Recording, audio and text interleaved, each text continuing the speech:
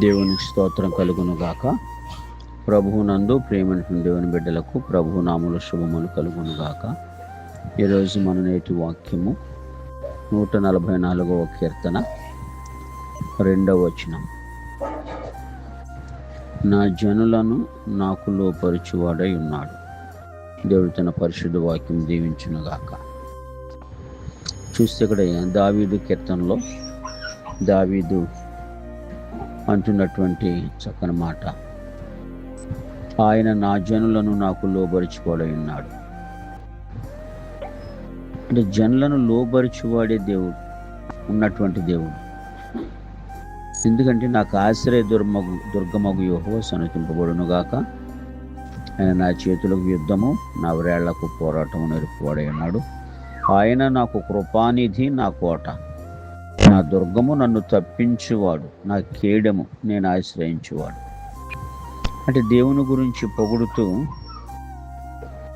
ఈ విధంగా దేవుడు సెలవిచ్చినటువంటి మాట, ఆయన నాకు కృపానిధి. కృపకి నిధి ఎవరంటే ఆయనే. నా కోట, నా దుర్గం.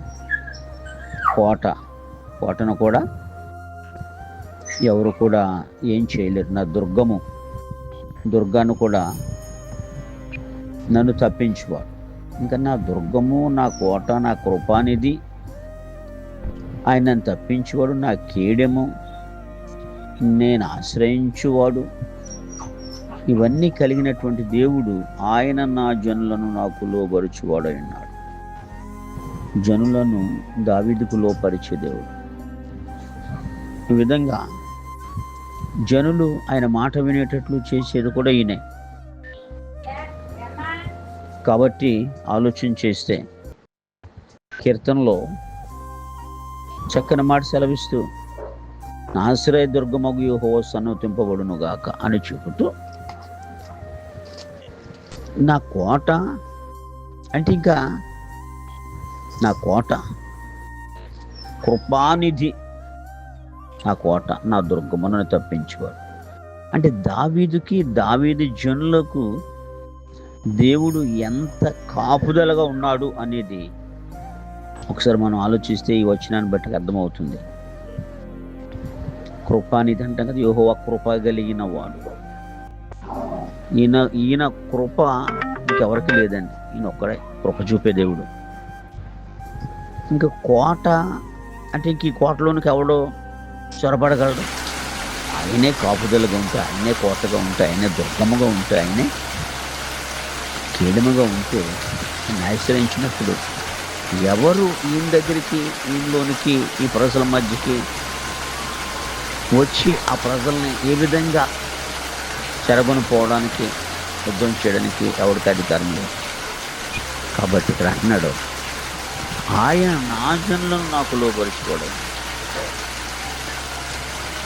దేవుడు లోబరచకపోతే ఈ జనులు కూడా ఆ రాజు దగ్గర ఉండలేదు. అందుకనే దావీదును ప్రత్యేకంగా రాజుగా ఎన్నుకుని గొర్రెలు కాసుకున్న గొర్రెల దొడ్లోంచి పిలిచి, ఈయన ప్రజలను బాగా పరిపాలన చేస్తాడని దావీదుని పిలుచుకున్నాడు. ఎవరు లేనటువంటి జీవుల్ని ఎంత జాగ్రత్తగా చూస్తున్నాడంటే, ఇంకా నా ప్రజలను ఎంత జాగ్రత్తగా చూసుకుంటాడనే ఉద్దేశంతో చూసి, అంతేగాని దావీదు నా హృదయానుసరణ, నా ఇష్టానుసరణ అంటే దేవుని యొక్క హృదయం దావీదు నెరవేర్చాడు. దేవుని యొక్క ఇష్టం దావీదు నెరవేర్చాడు. ఈరోజు మీరు నెరవేర్చగలుగుతున్నారు దేవుని యొక్క ఉద్దేశం, దేవుని యొక్క ఇష్టం.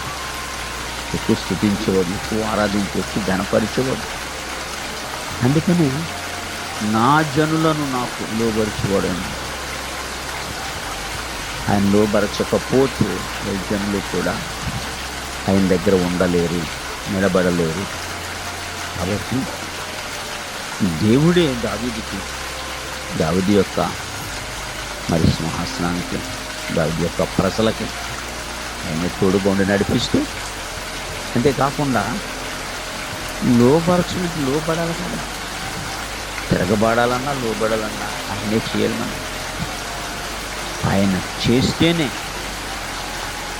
లోబడే పిల్లలుగా మనం ఉండగలుగుతాం. అలాగే అక్కడ ప్రజలు దావీదు దావీదుకు లోబడి దేవుని స్తుతించేవారుగా ఉన్నారు. అట్టి కృప దేవుడు మీకు దయచేయనుగాక. ఆమేన్.